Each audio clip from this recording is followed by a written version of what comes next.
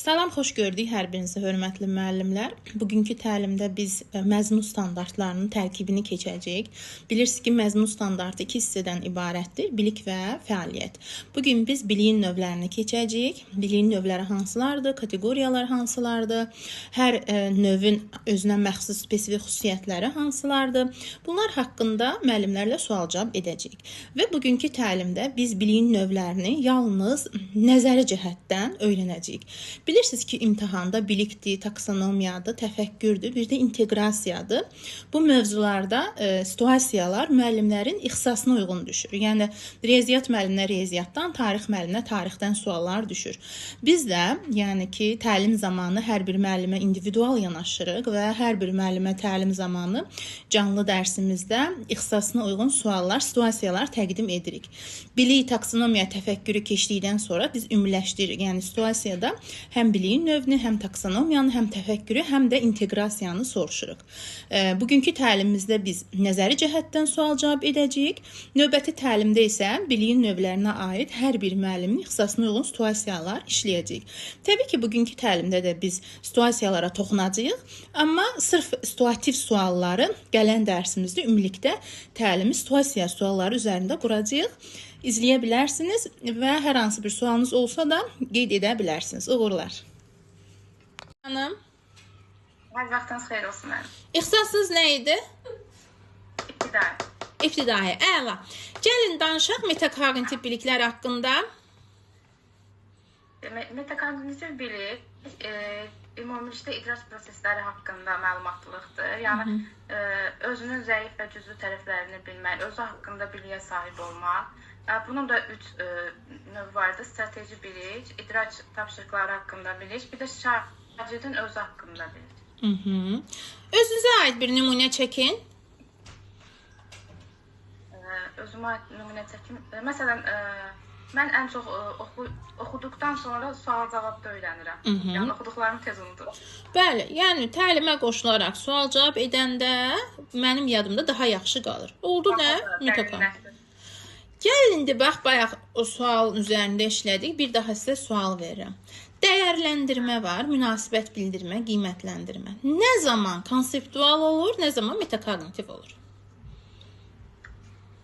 Dəyərləndirmə, münasibət bildirmə. Məsələn, özümü dəyərləndirirəmsə, yaxud şagird özünü dəyərləndirirsə, bu metakognitiv olur. Ümumi, yəni başqasına dəyər verirsə, başqasına münasibət bildirirsə, bu konseptual olur. Afərin, tamamilə doğrudur. Yəni, digər bir şəxsə, hadisəyə fərqi yoxdur. Mənə özünə deyil, öz fəaliyyətinə, öz bacarığına, öz emosiyalarına, öz idrakına deyil, başqa bir şəxsə biz onu ediriksə, dəyərləndiririksə, olur konseptual. İndi bax, mən sizi dəyərləndirirəm. Bu kimin üçün konseptual, kimin üçün metadır? Sizin üçün konseptualdır, mənim üçün metakognitiv. Tamamilə doğru. Çünki metakognitiv bacarıqların içində də biz keçəcəyik ki, şagird bilikləri haqqında yoldaşlarından rəy alır. Yəni, mən sizə rəy verirəm ki, Ülviyə xanım, bax, biliyin növlərini yaxşı öyrənmişsiniz, diqqətli olun, testlər işləndə diqqətli olmaq lazımdır. Siz nə edirsiniz? Siz özünüz haqqında məlumat toplayırsınız. Deməli, mən nəyi yaxşı bilirəm, nəyi bilmirəm, nəyin üzərində işləməliyəm. Aydın oldu? Hansı tərəfim zəifdir, hansı tərəfim? Bəli, bəli. Faktoloji biliklər hansı biliklərdir və kateqoriyalar hansılardır? Faktoloji bilik sadə biliklər sayılır. Məsələn, bir sahə haqqında bilmək, onu başa düşmək, sistemləşdirmək. Demək, faktoloji bilik, terminoloji bilik və spesifik biliyə iki yerə ayrılır. Terminoloji bilik ancaq geniş bir mövzuda, yəni terminlər haqqında ümumi bir məlumatdır. Spesifik bilikdə isə onu açırıq, aydınlaşdırırıq. Gəlin indi ibtidai sinif sizdə eləmi? Bir dənə hansı, yəni istəyirsiniz riyaziyyat, istəyirsiniz Azərbaycanlı fərq etmir. Bir dənə termin deyin, sonra onu spesifikləşdirin. Məsələn, termin olaraq Azərbaycan dilində ümumi əlifba keçirik. Əlifba nədir? Əlifba bir Azərbaycan dilinə aid olan termindir. İndi onu spesifikləşdirək. Onu spesifikləşdirəndə spesifikdə deyirəm ki, məsələn, əlifbamızda 32 dənə hərf var. Məsələn, tamamilə doğrudur. Yəni, əlifbaya aid olan hər hansı bir xüsusiyyəti dedik, oldu nə? Yaxud da, məsələn, ismi deyirik, ismi termindir. onun neçə halı var? Bəli. Biz deyə bilərik ismin dərəcələri var. Xeyr. Yəni spesifik nə deməkdir? Özünə məxsus, bizim hər birimizin özünə məxsus xüsusiyyətimiz var. Özünə məxsus, nə bilim, hər kəsin adı var, soyadı var, təvəllüdü var, ixtisası var. Elə deyilmi? Yəni ona görə də insanlarda olduğu kimi hər bir elm sahəsinə aid olan terminlərin də hər birinin özünə məxsus xüsusiyyətləri var. Yəni ona görə də biz buna nə deyirik? Spesifik sözünün anlamı ümumiyyətlə metodikada ümumiyyətlə hər hansı bir termini keçəndə o terminin mənasını biz başa düşməliyik. Yəni başa düşməsək, mən burada 50 dəfə də desəm, 50 dəfə də oxusaz, o yadda qalmayacaq. Yəni spesifik nədir? Özünə məxsus xüsusiyyət vəssalam. Özümüzə məxsus olan xüsusiyyətlərimiz var. Hər bir elm sahəsinə aid olan terminin də özünə məxsus xüsusiyyət, yəni onun növləri var, baş vermə səbəbi var, tarixçəsi var, hər hansı bir informasiyası var, olur spesifik. Siz bayaq konseptual haqqında danışdınız, yoxsa prosedural? Faktoloji. Hə, faktoloji. Konseptual biliklər hansı biliklərdir, kateqoriyalar hansılardır? Hə, metakognitiv haqqında danışmışdınız. Bir növ əlimizdə olan faktoloji biliklər arasında əlaqə yaratmağımızdır. Nə üstün sualına cavab verir. Məsələn, bura aid bir təsniffat və kateqoriyalar, nəzəriyyə, model, struktur, bir də prinsip ümumiləşdirmələr. Ümumiləşdirmələr, tamamilə doğrudur. Ümumiyyətlə, konseptual sözünün, bilirsiniz ki, bu söz bizdə Azərbaycan dilində ümumiləşdirmə söz deyil. Hansı sözlərlə əvəz edə bilərik? Mənası, anlamı nədir? Konseptual sözünün anlamı başqa nədir?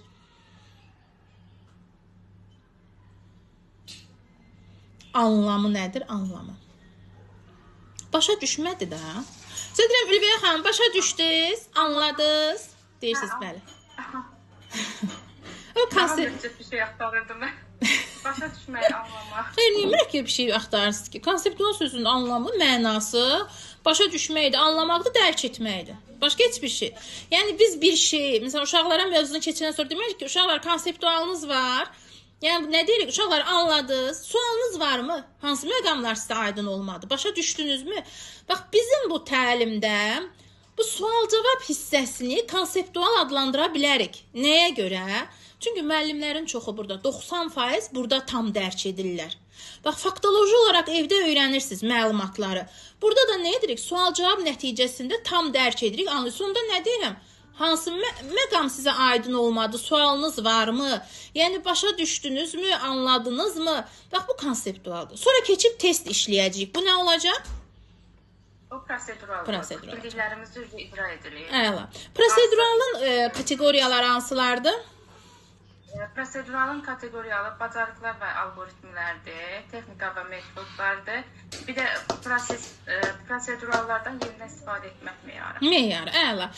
İndi sizə bir sual verəcəm, ibtidaiyə aid. Deməli, mən özüm ibtidai sinifəm, hərdən miqə girirəm, görüm metodikadan nə tip suallar çıxır. Belə bir sual düşmüşdü mənə. Orada bilik və taksonomiyanı soruşmuşdu. Mən sizdən elə taksonomiyanı soruşmuram, sırf biliyi deyim mənə. Deyir, müəllim şagirdlərə şeir verir və deyir ki, bu şeirdə nida cümlələrini müəyyənləşdirin. Verilmiş şeirdə nida cümlələrini müəyyənləşdirin. Bilik nə olacaq?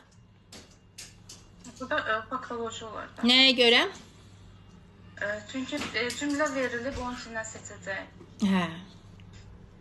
Onun içindən nə edəcəyik? Nə edəcəyik? Hə, bax, özünüz deyirsiniz. Biz faktolojide seçmək, ayırmaq sözünü keçmişik. Xeyr. Həmişə situasiyanı təhlil edin. Hə. Baxın, seçirik. Seçmək nədir? Verilənlər içindən onu fərqləndiririk. Seçirik, ayırırıq. Harada gəlib dayanır? Hansı bilik oldu?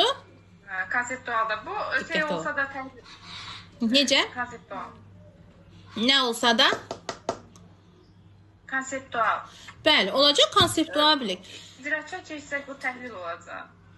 Onu deyəcəyik, onu keçəcəyik. Təhlil deyil, anlamaqdır. Anlayıb ki, oradan seçir də, onu ayırır. Deməli, burada əgər mən uşağa desəydim ki, nida cümlələri nəyə deyilir? Nida cümlələri nədir? Bunu desəydim faktoloji olacaqdı. Amma mən deyirəm ki, şeirin içində onu seç. Demir ha, seçir. Görürsünüz, çaşdırmaq üçün. Mən də bu tip suallar işlədəcəm ki, həmən çaşdınız. Bax biz onu analiz təhlil etməliyik ki, deməli şeirin içindən onu seçəcəm, ayıracam. İndi desəm ki, şagirdə nida cümləsinə aid bir cümlə yaz və yaxud bir cümlə de, nida cümləsinə aid. Bu nə olacaq? Prosedural olur. Bəli, artıq nida cümləsini öyrənib indi onu tətbiq edəcək. Nida cümləsinə aid cümlələr yazacaq. Sual cümləsinə aid cümlələr yazırıq. Bax bunlar hamısı nə olacaq? Olacaq prosedural bilik. Aydın oldu?